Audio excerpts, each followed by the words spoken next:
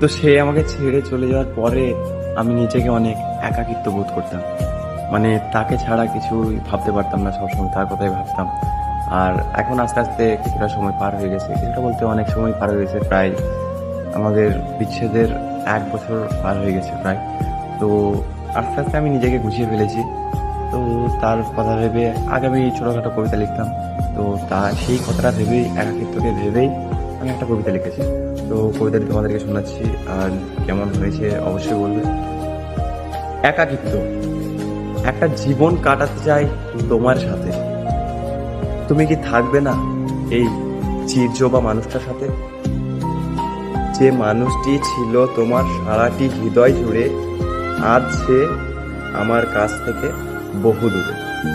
দেখতে চাই প্রতি মুহূর্ত, কিন্তু ইচ্ছা থাকলেও পারি না তা করতে। বর্তমান প্রেক্ষাপটে অধিকাংশই কথা রাখে মনে, তাই দিন শেষে মনের সাথেই মনেই কথা বলি একা একা। একা থাকা ভালো, কারণ একাকিত্ব কখনো বিশ্বাসঘাতকতা করে না।